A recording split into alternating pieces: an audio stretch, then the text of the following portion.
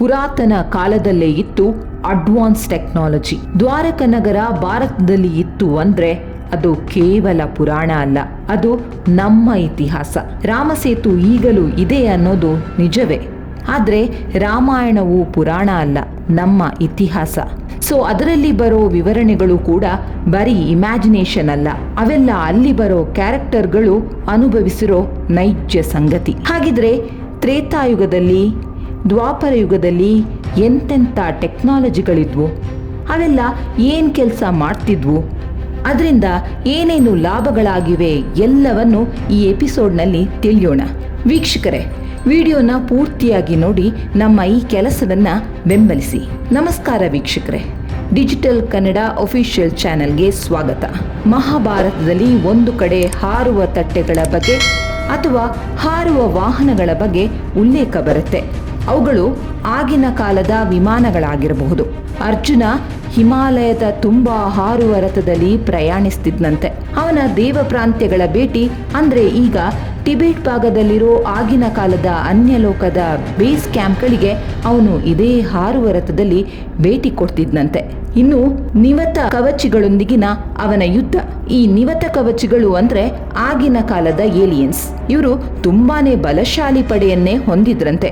ಸತ್ತಷ್ಟು ಜನ ಮತ್ತೆ ಮತ್ತೆ ಹುಟ್ಟಿ ಬರ್ತಿದ್ರಂತೆ. ಇನ್ನು ಸೌಬ ಅನ್ನೋ ಹಾರುವ ನಗರವು ಹೊಂದಿತ್ತಂತೆ. ಸಾಲ್ವಾ ಅನ್ನೋನು ಆ ನಗರದಿಂದ ದ್ವಾರಕ ನಗರದ ಮೇಲೆ ದಾಳಿ ಮಾಡ್ತಿದ್ನಂತೆ. ಅಷ್ಟೇ ಅಲ್ಲದೆ 3 ವೃತ್ತಾಕಾರದ ಕಕ್ಷೆಗಳಲ್ಲಿ ಭೂಮಿಯ ಸುತ್ತ ಸುತ್ತುತ್ತಿದ್ದ ಅಸುರರ ತ್ರಿವಳಿ ಬಾಹ್ಯಾಕಾಶ ನಗರವೂ ಇತ್ತಂತೆ. ಅದನ್ನ ಸ್ವತಃ ಶಿವ ಅವನ ಒಂದೇ ಒಂದು ಪವರ್ಫುಲ್ ಆಯುಧ ಬಳಸಿ ನಾಶಪಡಿಸಿದ್ನಂತೆ. ಇನ್ನು ಮಹಾಭಾರತ ಟೈಮಲ್ಲಿ ಪರಮಾಣು ಸ್ಫೋಟ ಸಂಭವಿಸಿದೆ ಅನ್ನೋದಕ್ಕೆ ಇತ್ತೀಚಿನ ಉತ್ಖನನಗಳು ಮತ್ತು ಪುರಾತತ್ವ ಶಾಸ್ತ್ರದ ಸಮೀಕ್ಷೆಗಳು ನಮಗೆ ಯುದ್ಧದ ಅಮೂಲ್ಯವಾದ ಸುಳಿವುಗಳನ್ನು ನೀಡ್ತಾ ಇದೆ. ಪರಮಾಣು ಶಸ್ತ್ರಾಸ್ತ್ರಗಳು ಮಹಾಭಾರತದಲ್ಲಿ ಒಟ್ಟು ಸಾವಿನ ಸಂಖ್ಯೆ 18 ದಿನಗಳಲ್ಲಿ ಸುಮಾರು 1.6 ಬಿಲಿಯನ್ ಆಗಿದೆ ಅಂತ ಅಂದಾಜಿಸಲಾಗಿದೆಯಂತೆ. ಮೊಹೆಂಜೋದಾರೋದಲ್ಲಿ ಸಿಕ್ಕಿದ ಈ ಅಪಾರ ಪ್ರಮಾಣದ ವಿನಾಶದ ಅವಶೇಷಗಳು ನಾಗಸಾಕಿಯಲ್ಲಿ ನಡೆದ ವಿನಾಶವನ್ನೇ ಹೋಲುತ್ತೆ ಎನ್ನಲಾಗಿದೆ. ಇನ್ನು ಅಬೀಜ ಸಂತಾನೋತ್ಪತ್ತಿ ಅಥವಾ ಕ್ಲೋನಿಂಗ್ ಬಗ್ಗೆ ಮಾಹಿತಿ ಶ್ರೀಮದ್ ಭಾಗವತದಲ್ಲಿ ನಮಗೆ ಸಿಗುತ್ತೆ. ಸೂರ್ಯವಂಶದ ರಾಜ ನಿಮಿ ನಿಧನರಾದಾಗ ಮಂಥನ ಪ್ರಕ್ರಿಯೆ ಮೂಲಕ ಋಷಿಗಳು ಅವನಿಂದ ಹೊಸ ಮಗುವನ್ನು ಸೃಷ್ಟಿಸಿದರು ಎಂದು ಉಲ್ಲೇಖಿಸಲಾಗಿದೆ. ಈ ಮಗುನ ಜನಕ ಅಂತ ಕರೆದ್ರು, ಯಾಕಂದ್ರೆ ಅದು ತನ್ನ ತಂದೆಯ ಅಬೀಜ ಸಂತಾನೋತ್ಪತ್ತಿಯಿಂದ ಹೊರಬಂದಿತ್ತು. ಅಷ್ಟೇ ಅಲ್ಲದೆ ಲೈಂಗಿಕವಲ್ಲದ ಪ್ರಕ್ರಿಯೆಯಿಂದ ಹುಟ್ಟಿದ ಕಾರಣ ಆ ಮಗುನ ವಿದೇಹ ಅಂತಲೂ ಕರೆದ್ರು. ಮಂಥನ ಪ್ರಕ್ರಿಯೆಯಿಂದ ಮಗು ಜನಿಸಿದ ಕಾರಣ ಅದನ್ನ ಮಿಥಿಲಾ ಎಂದು ಕರೆಯಲಾಯಿತು ಮತ್ತು ಅವನ ರಾಜ್ಯಕ್ಕೆ ಮಿಥಿಲಾ ಎಂದು ಹೆಸರಿಟ್ರು. ಇನ್ನು ರಾಮಾಯಣದಲ್ಲೂ ಇದೇ ರೀತಿಯ ವಿಚಾರವೊಂದು ಕಾಣೋಕ್ ಸಿಗುತ್ತೆ.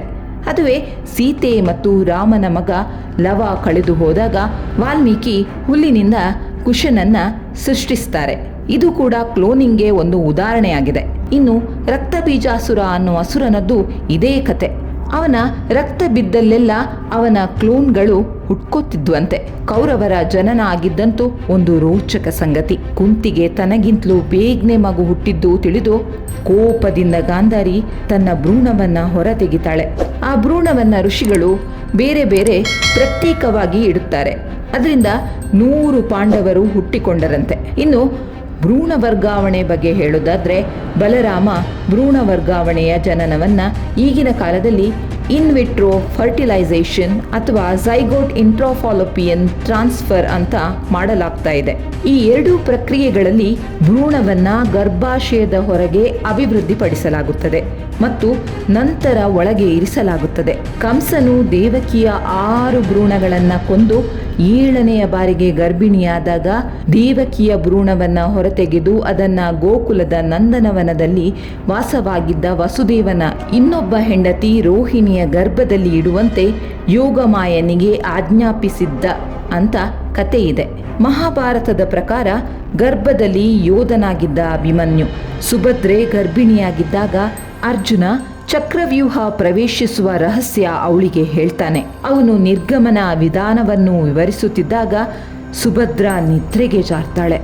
ಆದ್ದರಿಂದ ಅಭಿಮನ್ಯು ಸುಭದ್ರೆಯ ಗರ್ಭದಲ್ಲಿರುವಾಗಲೇ ಪ್ರವೇಶ ವಿಧಾನವನ್ನು ಕಲಿತುಕೊಂಡರೂ ನಿರ್ಗಮನ ತಂತ್ರವನ್ನು ಕಲೀಲಿಲ್ಲ.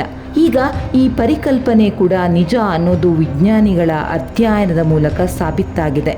ಒಂದು ಕಾಲದಲ್ಲಿ ಕಲ್ಲುಗಳನ್ನು ನೀರಿನ ಮೇಲೆ ತೇಲುವಂತೆ ಮಾಡುವ ತಂತ್ರಜ್ಞಾನವು ಅಸ್ತಿತ್ವದಲ್ಲಿತ್ತು ಮತ್ತು ನಾಲ್ ಮತ್ತು ನೀಲ್ನಂತಹ ವಾಸ್ತುಶಿಲ್ಪಿಗಳು ಲಕ್ಷಾಂತರ ವಾನರರ ಸಮರ್ಪಿತ ಕಾರ್ಯಪಡೆಯ ಸಹಾಯದಿಂದ 5 ದಿನಗಳಲ್ಲಿ ಭಾರತದಿಂದ ಶ್ರೀಲಂಕಾಕ್ಕೆ ಸೇತುವೆಯನ್ನು ನಿರ್ಮಿಸಿದ್ರು ಅಂತ ರಾಮಾಯಣ ಹೇಳುತ್ತೆ. ಅಂಗಾಂಗ ಕಸಿಯ ವಿಚಾರಕ್ಕೆ ಬಂದರೆ ಈ ಪರಿಕಲ್ಪನೆ ಕೂಡ ಗಣೇಶನ ಕಥೆಯಲ್ಲಿ ಬರುತ್ತೆ. ಗಣೇಶ ಹೇಗೆ ಆನೆಮುಖವನ್ನು ಪಡೆದ ಅನ್ನೋದು ಕಥೆಯ ಮೂಲ. ಲೈವ್ ಟೆಲಿಕಾಸ್ಟ್ ಬಗ್ಗೆ ಹೇಳೋದಾದ್ರೆ, ಕುರುಡನಾಗಿದ್ದ ಧೃತರಾಷ್ಟ್ರನಿಗೆ ಯುದ್ಧ ಭೂಮಿಯಲ್ಲಿ ಏನಾಗುತ್ತಿದೆ ಅಂತ ಸಂಜಯ ತನ್ನ ದಿವ್ಯ ದೃಷ್ಟಿಯಿಂದ ಎಲ್ಲವನ್ನ ಕುಳಿತಲ್ಲಿಂದಲೇ ವಿವರಿಸ್ತಾ ಹೋಗ್ತಾನೆ. ಅವನಿಗೆ ಆ ಶಕ್ತಿಯನ್ನ ಸ್ವತಃ ಕೃಷ್ಣನೇ ನೀಡಿರ್ತಾನೆ. ಇದೇ ದಿವ್ಯ ದೃಷ್ಟಿ ಆಧುನಿಕ ತಂತ್ರಜ್ಞಾನದಲ್ಲಿ ವೈರ್ಲೆಸ್ ಟೆಕ್ನಾಲಜಿ ಆಗಿದೆ. ಇನ್ನು ಟೈಮ್ ಟ್ರಾವೆಲ್ ಬಗ್ಗೆ ಹೇಳೋದಾದ್ರೆ, ಪುರಾಣಗಳಲ್ಲಿ ಸೃಷ್ಟಿಕರ್ತ ಬ್ರಹ್ಮನನ್ನು ಭೇಟಿಯಾಗಲು ಪ್ರಯಾಣಿಸುವ ರಾಜ ರೈವತ ಕಕುದ್ಮಿಯ ಕಥೆ ಇದೆ. ಕಕುದ್ಮಿ ಪ್ರವಾಸ ಮಾಡಿರದಿದ್ದರೂ ಅವನು ಭೂಮಿಗೆ ಹಿಂತಿರುಗಿದಾಗ ಭೂಮಿಯ ಮೇಲೆ 108 ಯುಗಗಳು ಕಳೆದಿವೆ ಮತ್ತು ಪ್ರತಿ ಯುಗವು ಸುಮಾರು 4 ಮಿಲಿಯನ್ ವರ್ಷಗಳನ್ನು ಪ್ರತಿನಿಧಿಸುತ್ತದೆ ಎಂದು ಭಾವಿಸಲಾಗಿದೆ.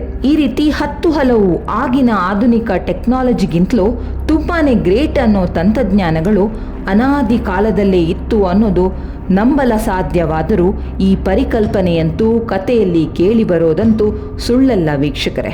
ವೀಕ್ಷಕರೇ, ಇದಾಗಿತ್ತು ನಮ್ಮ ಈ ದಿನದ ಎಪಿಸೋಡ್. ಮುಂದಿನ ಸಂಚಿಕೆಯಲ್ಲಿ ಮತ್ತೆ ಭೇಟಿಯಾಗೋಣ. ಜೈ ಭಾರತಾಂಬೆ, ಜೈ ಕನ್ನಡಾಂಬೆ.